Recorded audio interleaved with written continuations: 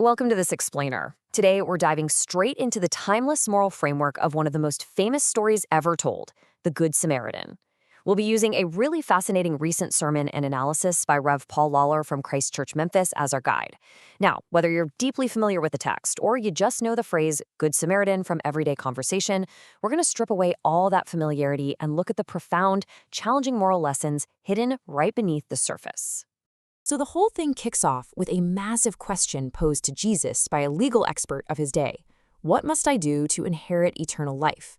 Now, in Jewish culture at the time, this was a highly debated hot-button topic. This lawyer, who was a Pharisee, is asking about the ultimate human destiny. It sounds like the perfect, sincere question about morality, right? Well, things aren't always what they seem.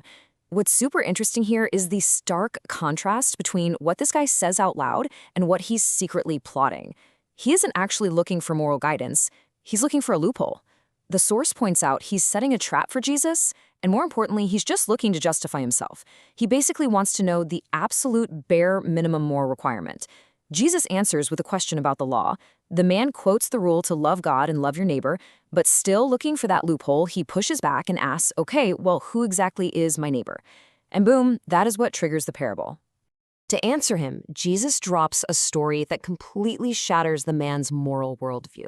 Rev. Lawler breaks this famous parable down into four crucial pillars: sacred worth, mechanical religion, blessing enemies, and self-justification.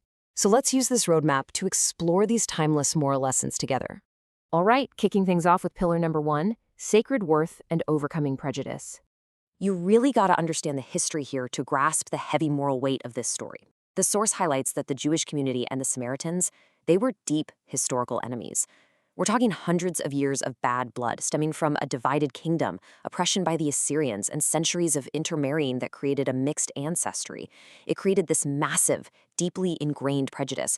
So when Jesus deliberately chooses a Samaritan to be the moral hero, the one who stops to help a beaten Jewish man, it is a radical, shocking statement against racism and tribalism. He's literally crossing the deepest social divide of his day. And this brilliantly illustrates the fast-paced, active nature of true morality. Pastor Lawler notes that the text uses 11 active verbs in quick succession just to describe the Samaritan's compassion. See, true moral action isn't just sitting around having good feelings. It's movement. The Samaritan provides physical presence by going to the man. He feels an emotional connection. He provides immediate medical care by binding his wounds with oil and wine. He gives up his own ride and provides shelter at an inn. And finally, he provides financial aid, paying the innkeeper and promising to cover any future debts. The whole shebang. Now, bringing this into today's world, Rev. Lawler notes that while some folks might hesitate to touch topics of race or social division, maybe fearing they'll be slapped with modern political labels like woke, recognizing the inherent value of all lives is actually just a timeless, foundational moral imperative. The message here is that treating all people with dignity totally transcends any of our modern labels. It's rooted entirely in recognizing the sacred worth of every single individual, period. Moving right along to part 2, mechanical religion and the danger of a cold heart. Pastor Lawler points out a deep, tragic irony in how Jesus casts this story. A man is beaten, stripped, and left half dead. Who comes strolling by first? A priest, the ultimate religious insider. What does he do? He crosses the road to avoid him. Next up is a Levite, a worship leader, a total expert in the law. And he does the exact same thing.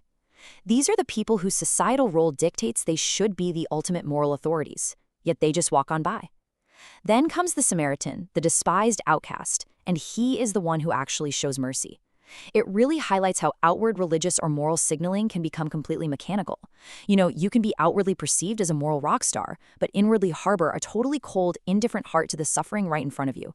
That brings us to our third pillar, where we confront an incredibly difficult moral imperative: blessing enemies and loving the very people who oppose you. The source drops this absolutely fantastic quote from Victor Hugo on us. You have enemies? Good. That means you've stood up for something sometime in your life. It's a great reminder that having enemies is actually completely normal. If you have strong moral convictions, you are inevitably going to face opposition. The danger isn't in having enemies. The real moral trap is in how we treat them, and specifically our tendency to completely demonize them. So how do we actually do this practically? When we face opposition, it's so easy to spiral into cynical self-talk that makes our enemies out to be way worse than they actually are. we kind of strip them of their humanity, right? Well, Rev Lawler outlines 4 specific actions to short-circuit that demonization. We need to pray for them, actively choose to love and forgive them, consciously look for practical ways to demonstrate love, and ultimately remember our first pillar. We have to see their sacred worth. I mean, it is a massive moral challenge to look at someone who hates you and recognize their inherent value. And finally, pillar number 4, self-justification and the myth of human perfection. The source really asks us to pause and turn the mirror on ourselves with a pretty profound question. Haven't we all passed by someone in need at some point? It's so easy to judge the priest and the Levite in the story, but if we're being honest with ourselves, we are all aware of needs in our own communities or even in our own families that we've just chosen to walk away from because it was inconvenient or uncomfortable.